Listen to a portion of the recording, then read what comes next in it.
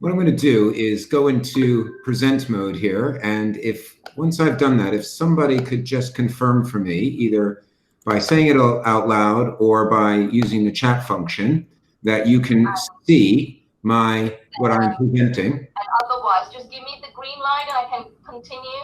Oh, brilliant. Thank you very much. Okay, sorry about that because I could hear Wayne. I didn't know when I start speaking. But okay, we'll start now. So first, thank you very much for your time and for Wayne, I think we've got 2 presentations going on. Okay, great. Thank you for that. Okay, so could somebody just send me a quick chat? Can you see yes, you can from Cater Academy. Great, thanks for that.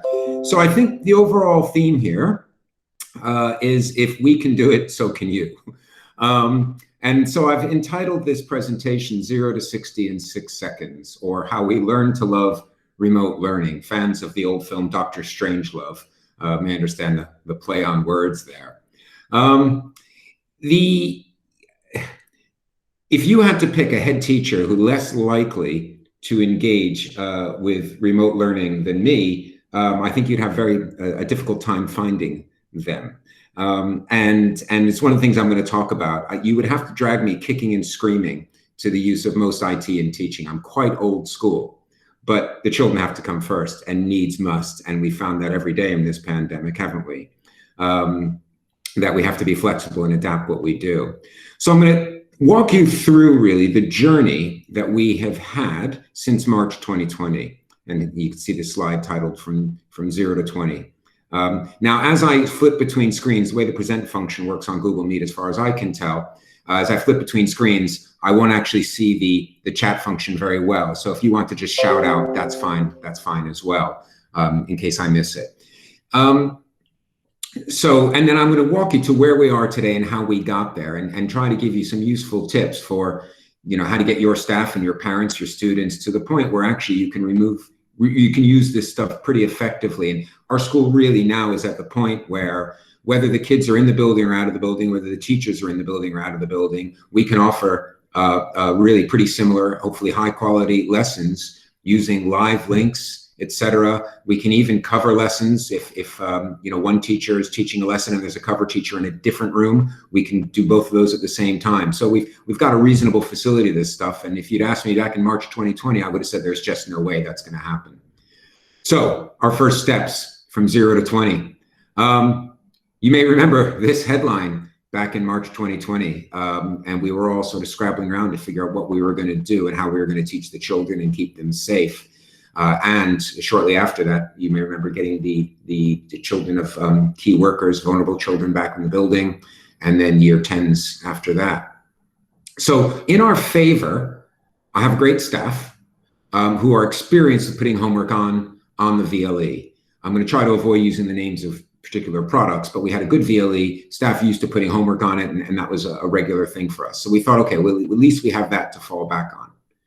What were the cons in order, to really carry this forward and make a run with it? First off, the senior team was really stretched. You may remember just how much we all had to do at that time. There were pastoral issues and safeguarding issues and facilities issues and communication with parents, etc. Making sure your staff were okay. There was a lot to do at that time. As I mentioned, pretty old school head teacher. We just want to make sure people were safe and secure. We were teaching as best we could, and I didn't know a lot about remote teaching. It was disorientating for people. You have to excuse my American spelling there, disorienting, sorry. It's disorientating for people at the time. And we had to get that balance right between pastoral care on the one hand and teaching and learning on the other, and progress and such. And also be careful what we were asking of staff who are also concerned. Now, we're quite a rural school, so we have students who don't have internet access, and like everybody, students who don't have laptops and other means to get online at home. And you may recall the guidance at the time for remote teaching was also not as supportive as it later became, for understandable reasons. The guidance from industry was often stick with what works. You use PowerPoints that you can upload through your VLE, or worksheets, or something simple. They felt there were too many safeguarding issues for remote teaching. That was a lot of what was being discussed. So we were supposed to avoid that sort of thing. And then there was this debate at the time of whether you teach new content or not. Some people said you're just reviewing stuff. This isn't normal. Some people said the kids need to make progress. And then some people were saying in industry, just focus on positive feedback, well-being comes first, and other people were saying the opposite. So as leaders, we have to muddle through all of that, and we have to look at the guidance. We have to figure out what works best for our staff. And it was a confusing time. To give you a sense of where we were, we actually were having senior team meetings over a conference call. And when I thought it was great, but other people looked at me and thought I lived in the Stone Age. But I thought, well, it works. It's simple. So we didn't even know how to use Google Meet at the time. So what was the result? We printed a lot of printed lessons or activities that were sent out through the VLE. So things were done sort of from books and resources that we managed to give the kids before they came home. And there was some educational software that was used, ActiveLearn and EverLearn and that sort of thing. So what happened? Well, it was pretty good at first. Parents were grateful. Wow, you're offering my kid an education. But work soon started dropping off, as you can imagine. Children need a schedule. And they weren't getting a schedule. They were getting work through the VLE, and there was some good work. Teachers were trying to set imaginative, creative assignments, but kids are kids. They need a schedule. They need to be in contact with someone. Staff started getting increasingly tied up with phone calls to get work back from kids, especially year 10 families. And then some parents were saying, no, I want more feedback, not just the positives. Other parents wanted more positives and less feedback. So it was okay, and I was proud of my staff for making the effort, but we needed to go further than we were going. And so that by May of 2020, and I love this headline about the baby steps, because that's just about what we were going to embark on. By May of 2020, we learned, and these things that we learned, and this is why I'm walking you through this long journey, because these things we learned still absolutely apply today, and they guide everything that we have done up to now. You know, what's good teaching? Students need engaging lessons with plenty of variety. We know that. Kids need a schedule, and they need to be kept to that schedule. They need to have, otherwise they're going to lapse into a life of computer games or Facebook or whatever. They need to know where they're going from one moment to the next. They need regular contact with their teachers. I'm sure, like your schools, relationships are everything. And so those relationships mean a lot to them, and it's good for their well-being. And they do need meaningful feedback in the end. And what we found was actually, if there were students for whom any negative feedback was going to be a pastoral issue, we just circulated the name to their teacher, because the parents would soon let us know, and we could actually have meaningful feedback from those people and just deal with those individual cases on a case-by-case basis. So that was where we were by May. And the other thing that happened is the guidance shifted really rather helpfully. And there was more room to explore. We found live lessons. What the industry was saying, et cetera, was, look, there are appropriate safeguarding steps you can take to start doing more live lessons. And I know the private schools were doing it already by this point. I have a friend who runs one, and they'd started much earlier, but we were getting the impression certainly from the county and other places that up until about May, we got the impression of sort of back off of live lessons online. And then the EdTech program, it had been there, but we started to notice that a lot more and knew that became available. I was surprised to find we were one of the first to sign up to it, but gosh, we needed the help.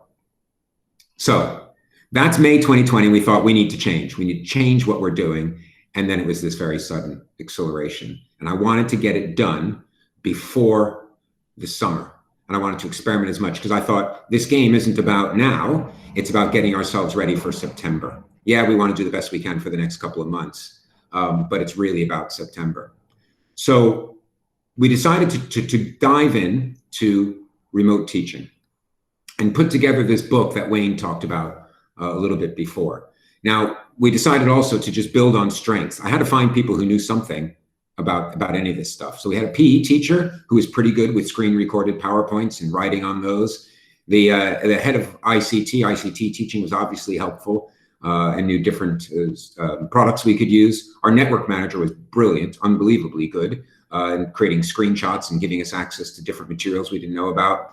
My deputy and our safeguarding lead played a big role. So it was just a case of who knows something. Let's put it together. Let's draw on the resources we have, and let's not overcomplicate it. Really, really important, I think, not to overcomplicate things. Get as good as you can, but make it simple. We put all of this in one booklet, accompanied by a letter to parents, which I'll talk about in a minute, and then sent it all off to EdTech, to Wayne, to look at. And Wayne was very helpful and tweaked a few safeguarding things, but basically said, yeah, you got this right. If you look at the table of contents on that staff handbook, you'll see things that this isn't sort of whiz-bangy advanced rocket science kind of stuff. So we start off with safeguarding and ask staff to evaluate it as we go along, but it's Method one, screen recorded PowerPoint. So you show a PowerPoint, the staff member is talking during the PowerPoint, and they're writing on the PowerPoint so that the kids see some interaction with it. That was by far the most popular method because people really were concerned about using Google Meet, even with the safeguarding stuff we put in place. Number two, using Google Meet. And we had to show them everything. I'll show you some of the pages we put together about how to schedule a meeting, how to notify the students that the meeting was coming. All the safeguarding stuff you'd expect about the backdrop. And we actually said in the beginning that the students' cameras have to be off, which we still say now, and the students' audio has to be off. You could have the teacher's camera on if you wanted, it was optional. And then you would use the chat function. So it was kind of pretty basic stuff, but because of the safeguarding, but at least it was something. Most staff, I think, left their personal cameras on. And then we showed them how to record and things so it could be uploaded later for kids maybe who had only one laptop in the family, and therefore we're all fighting for it at the same time. So there's nothing overly exciting here. And then the fourth method we talked about was live marking, and just how to make a video using your phone of you marking some stuff and then popping that on the VLE for the kids to see. And you're all probably rolling your eyes thinking, well, this is primary, any year one student could create this. But because it was simple, staff were much more likely to engage. And the booklet we wrote the booklet with an assumption that nobody knew anything.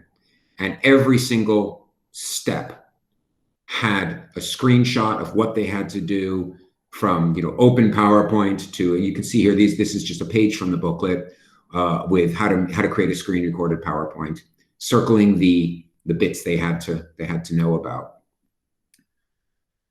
So that was the page on screen recorded PowerPoints. This is the page on how to set up a Google Meet. Nobody had ever done it before. We have Gmail, but nobody had ever looked at this function before. And you can see just the level of simplicity we went into in creating the booklet, because we were all at home. We couldn't train the staff face-to-face. We made ourselves available by telephone, but we made it as simple as humanly possible for staff. And this was a really long process. This was a lot of staff, those 5 people I showed you a moment ago all spent a lot of time contributing to this and writing, and I wrote up the final product, which is why I know a reasonable amount about it. This was the letter to parents. And again, we found it was very helpful to give really clear instructions for parents about how to sign up, but also all the safeguarding stuff you would expect. We warn them, if you leave your microphone on, people are going to hear the sounds of your household. If you watch the backdrop, certainly don't get on there and say names and that sort of thing. It's all the things that you would expect, and you can see a little bit of it on that page. So we spelled out everything really clearly, put it together in this handbook, sent it off to staff. Okay, so that's where we got to. So it's how we introduce it to staff. Now, again, if you're a leader in a school, or even someone who's gone through change in a school, that process is probably 50% of whether you get a successful outcome, not just whether the actual outcome, the product you're creating is good, but how you do it. So we were really cautious with our staff. And the first thing I said to them was, look, we're going to go through an experimentation period. And this was probably early June by the time maybe late May. Yeah, I think it was sort of late May, early June by the time we got together. We said, we're going to go through an experimentation period of about 2 weeks. And during that time, we just put out a spreadsheet. We said, sign up to try one of these methods: screen recorded PowerPoint, live marking, or a live lesson over Google Meet following the safeguarding advice. And that's all you have to do. Sign up to do one. In fact, I don't even think we even insisted. We asked for volunteers for people to sign up. Most people did. And then we said, fill out a little evaluation when you're done. What did you think of that method? What are your top tips for other staff? And we really kind of made it clear this was a journey we were going on together. And then we made it clear what support would be provided to them. You can call these people because we're all at home, and we can talk you through how to do things. Once we'd finished that experimentation period, and I'll be honest with you, there wasn't as much up in the end, there weren't as many people filling out that spreadsheet as I would have liked. So some people who said they'd sign up didn't actually do it, or maybe they didn't fill out the spreadsheet. It was okay. But at some point, as a leader, you just have to say, look, we've done enough, guys. We're going to bite the bullet, and we're going to go for it. And that was probably one of the best decisions we made. We said, look, we've done everything. We've provided support. Let's just do it now. But we were pretty soft about it. We were pretty gentle. We said, all you have to do for the next, I think there were about 3 or 4 weeks left in the year. We said, all you have to do is each week do one lesson using Google Meet, and then one lesson using some other method. And I think they didn't even have to be in the same week, if I remember. It was just something each week so that they knew the skills. Because I knew by that point, again, I was focusing on September. And I wanted people to come back in September ready to do whatever it was we were going to have to do in September. And that went down well. There were some people who said, look, I was really nervous, but it was simple. You didn't ask too much of us. And actually, and this is going to be a big theme, I found it again and again. People say once you tried it, it was actually much simpler than I ever thought it would be. And you're going to see that in a little bit when I show you some testimonials from staff. The other thing we do, and again, it's probably good leadership, is you follow through with people. So we have 2 lead practitioners, and they just looked at staff work. And we told everybody they were going to do it, and they're going to look at your work and on the VLE and just give very gentle feedback, because this was a new area. Even for a staff that's good, like my staff is, it's new stuff. So allow them to experiment. Just, you know, during the introduction, don't ask too much, but give some gentle feedback so people know you're serious, you're following up, and you want to support them. So what did we learn? Basically the things I've said: simplicity, experimentation time, individual support, listen to people's concerns. We all know a lot of leaders out there who will put their foot down when people disagree with them, or put it down maybe pretty quickly when people listen to them. We found that every concern was worth listening to, even if we originally thought, what, are you serious? We actually, the more we listened, we thought, oh, they're right about that. And then I talked about the follow-up, but also be honest. In our letter to parents, we said, this is new for us. We're going to make mistakes. And we did. There were some horrendous mistakes in the beginning. People couldn't get online, and they couldn't figure out how to present their PowerPoints. But parents I spoke to were pretty good. And they said, well, we knew you were experimenting. We knew you were trying. Okay, let me show you some samples from this period. So this was a year 10 lesson delivered remotely from home during this period. You can see it's a screen recorded PowerPoint. You can see in the lower right-hand corner, there's a little sort of microphone, and the teacher, this was a PE teacher, and she just talked them through. But what was really helpful, I think, and I do think this makes a difference, is she was drawing on it while she was talking. So it made it a little bit more active. And the feedback we got from people was actually that made a difference, because it made it much more interactive. Students felt like the teacher was really there, not just this voice kind of board. And we had to talk to 1 or 2 people, like, just don't just read out what's on the screen, make it more like a lesson. And then it started getting a little bit more sophisticated. So this English teacher, again, and this, if I recall correctly, this is someone who's a really good teacher, but was a bit nervous about doing all this. She actually came up with this very clever thing, and she introduced visual symbols. So she says here, the first slides are me introducing some visual symbols, so that when I was recording it, people know the instructions instead of me having to verbalize everything and talk too much. So she just made these visual cues so the students would know, okay, this is what I do in this slide, because I know the cue. And as I like that last line she says there, and I heard this again and again, once people got used to it, they said it felt like a normal lesson. So if you look at these slides here, you'll see on the first one, a star on the right-hand side.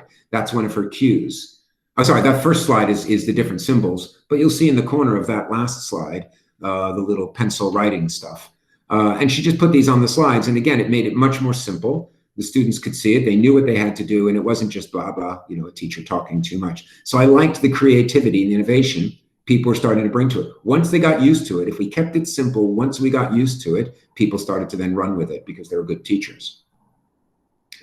This one I really like because it was not only used during lockdown, but it was used afterwards as well. So this was a business studies teacher, and I'll just read this out. My favorite method is certainly the use of videos that I can use to support exam technique. And she created a video on how to answer an 8-mark and a 6-mark question. And then basically, as it says, once the students had completed the question, marked it in a traditional manner, using the feedback from the mark scheme, but also provided a video which talked through the mark scheme in the examiner's report. Again, this isn't rocket science. She probably recorded either on her phone or I don't know if she had a visualizer, I doubt it. But what she says here is she's learned it's something I could keep using in normal teaching. So since returning, I've used one of these questions with the class, been able to share the video with them on our VLE. Sorry, I've just shared the name of our VLE to help them improve their answers. And here's her YouTube page. So she just created these videos, uploaded them to her YouTube page, put some comments there, and I know the students really liked it. It was like having their teacher there. So it was really simple stuff that people were running with. And I asked the teachers who contributed to this, there are 4 teachers who contributed to this presentation. I said, give us some top tips. And she said, and this, I just found this heartwarming. She said, my biggest tip is just to give it a go. Said, I was nervous about some of the methods, I just tried. Students really do appreciate what you do for them, and be honest with them. I wasn't afraid to say to them, this is the first time I've used this and I might mess it up. By the way, these, I've just copied this straight from people's emails. They didn't have to use good grammar and spelling in their emails. I wanted you to see the real discussions I was having with people. She says, I also didn't stop recording if it wasn't perfect. Nobody has time for that. Students know you. They know you wouldn't always get the perfect tense or not pause in a lesson to gather your thoughts. So that just adds to the realism of what you're doing. And I love this line. I even had to apologize when the dog barked once. So all the things we do as human beings, as good teachers, can come into it if we keep it simple and we give it a try. I'm going to pause for a second before I get to, before I start saying where we are now. I'm just going to see any questions come in. So Liz says, I like the idea of the symbols. Do you know what each one was? I could work out time for them to think, right? Well, now where do I have that? I do have that written somewhere. I'd have to go into my other computer. I don't, but shall I email those to Wayne? And then you can ask Wayne to pass them on to you. Liz, if you just type yes, yeah, great. Okay, let me put that, I've got a piece of paper here. She'll be chuffed. That teacher will be really chuffed that I'm doing that.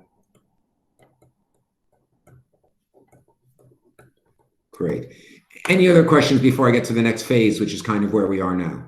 And I'll just pause for a second in case anybody's going to do that through the chat.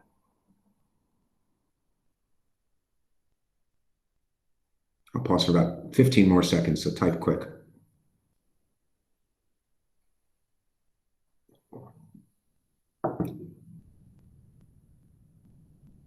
Okay, just shout out if you've got something. Okay, so we returned to school in September. I was a bit surprised that we were returning at all, pleased that we were going to be back in classes. Back in May, June, I thought, well, lockdown may just continue. So here's where we, in a sense, go over 60 miles an hour, because these are the things I really never thought we would do. So we had a new problem, like everybody else. Students could be in school or out of school. Teachers could be in school or out of school. And the fact is, you need a method that provides the highest standard of education under all these scenarios, regardless of how crazy it is. And you've got to do it where it doesn't create too much work for people or violate safeguarding rules. This was not an easy process. There were disagreements within the senior team about the best way to do it. We looked at other schools. Staff were getting nervous about some of the discussions and the safeguarding. Those first few weeks, on top of everything else we had to deal with, were a bit rocky as we worked our way towards this. What we finally did was a variation on something we got from another school. So pinch things from other schools that you trust. So what we said is, look, let's go back to those original principles. The students need a schedule. This is what do we learn in the first phase? They need a schedule. They need meaningful contact with their teachers.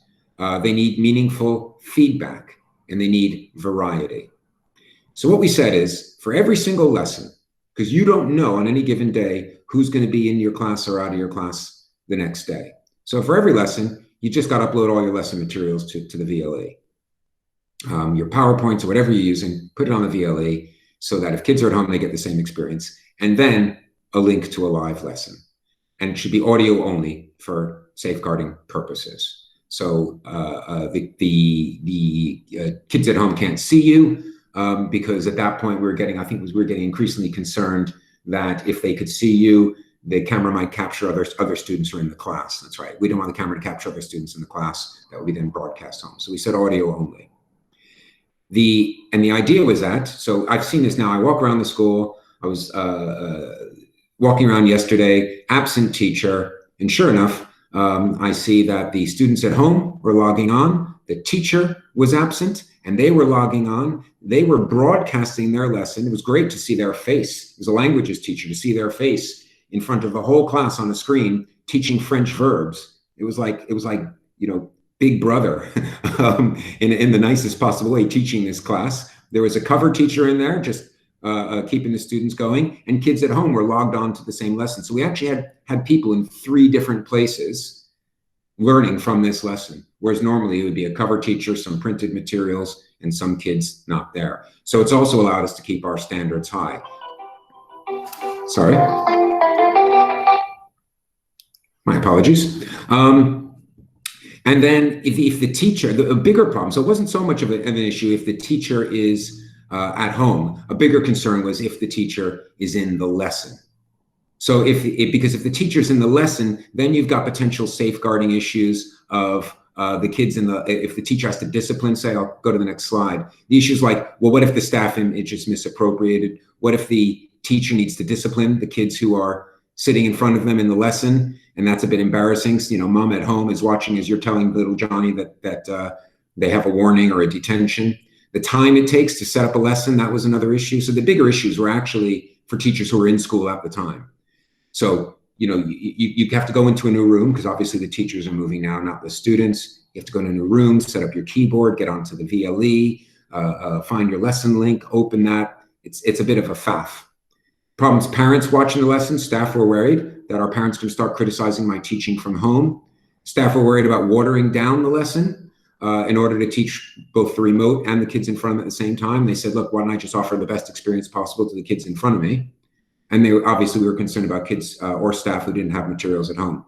So we found solutions. So the solution to the first problem was we just go audio only. You don't have to worry about your image being misappropriated.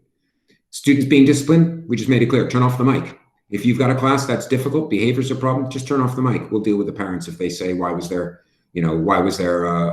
shut the whole thing off. Just turn off the link if you need to focus on that class. That was a big help for staff, that they knew they had that get out clause. And I said, we'll just deal with parents who say, where's my live lesson?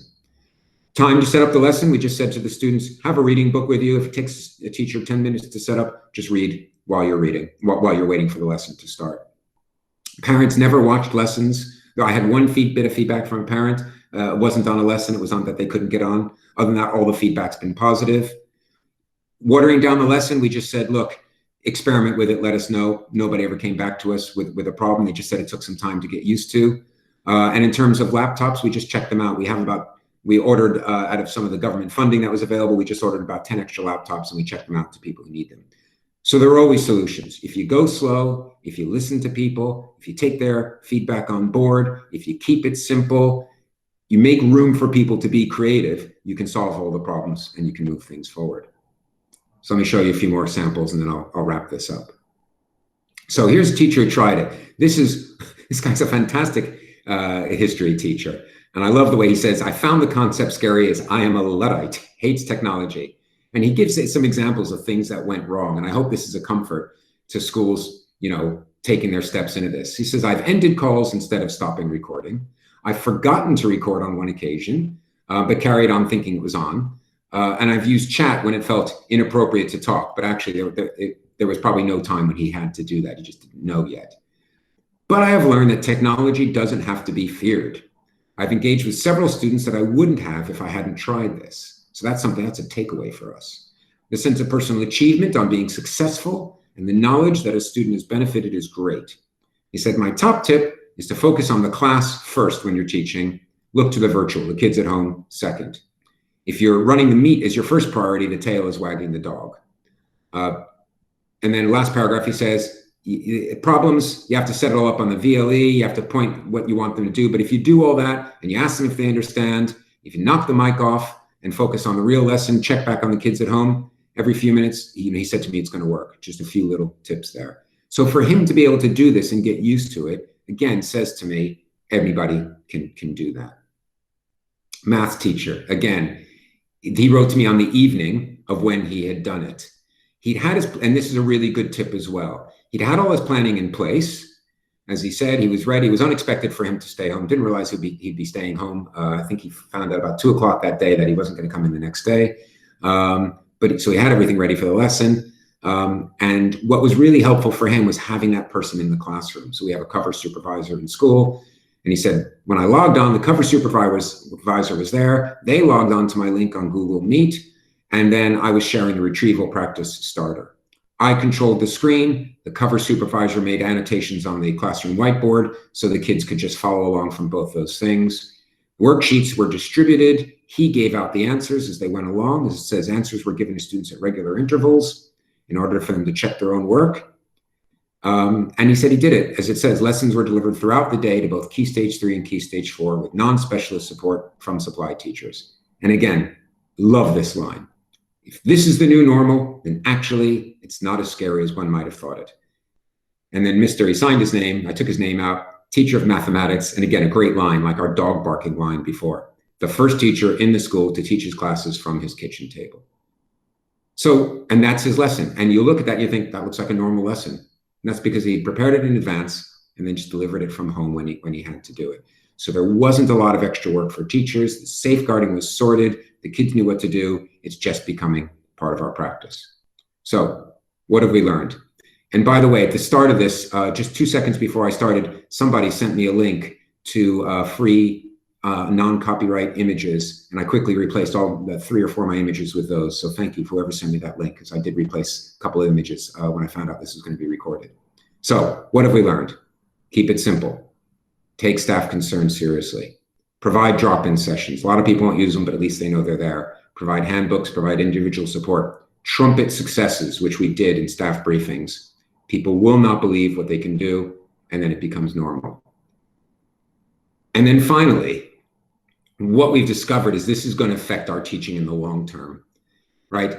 Cover lessons will probably never be the same again, so long as you have 2 of the same lesson scheduled at the same time, and if they're roughly in the same place. So I was covering a business studies lesson, as I said the other day. I'm not a business studies teacher, but there was one in another room, and she just broadcast into her room. She taught in her room and broadcast into my room at the same time, and I just stood at the board helping keep the kids on track. So they got a much better cover lesson than they would have had with me trying to do business studies. Flipped learning, as I said before, is going to become more common now, especially I showed you that example of the video used for live marking. And I think that live marking will also become more common. So, you know, this pandemic is a pretty horrible thing. We know that. But there will be at least some small silver linings for us. It has not been it has not affected the quality of our teaching as much as I had feared, but I think part of it was because of the process in which we introduced it. I hope that gives you something to sort of think about in terms of introducing your own schools, if you haven't already done that, or the process for taking it forward. And that's it from me, unless people have questions. Thank you very much, Jonathan. Anybody out there got any questions for Jonathan? I'm sure that was useful to a lot of people. I like the way that you structured your approach. It was risk-free almost for many of your staff, and they were able to progress at pace, but in a supported manner, which was really nice to see. So would anybody like to raise any questions before we bring this session to a close?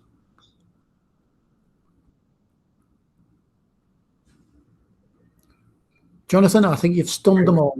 I'll take that. I'll take that with me. Thank you very much, folks. Thank you very much. I hope that was useful to you. And staff handbook. So Wayne, you've got a copy of that, haven't you? I do have a copy of that. Yes. Yeah. I think, and you've got a copy without any names in it, et cetera, because one copy had staff names. So yeah, feel free to send that wherever. We've benefited so much from you looking at our materials, and obviously we're a school that likes to share. So absolutely, please feel free, guys. Just ask Wayne for any of our materials. Thank you. Great. Yeah. Okay. Yeah. Everybody who attended this session, I will send a copy of that staff handbook too. Excellent. Cheerio, folks. Good luck. If you need anything else, feel free to contact us at Wolsingham School. Thank you very much, Jonathan. No problem. Thank you. Well, I hope you all got something out of that. I know I did. So if you have any questions, then get in touch with me or get in touch with Jonathan, and we'll try and answer those. But don't forget about the EdTech Demonstrator Schools and Colleges program that we can help you with your platforms and your pedagogy. Just get in touch with us. So thank you. I'll stop recording now, and we'll see you all at the next session.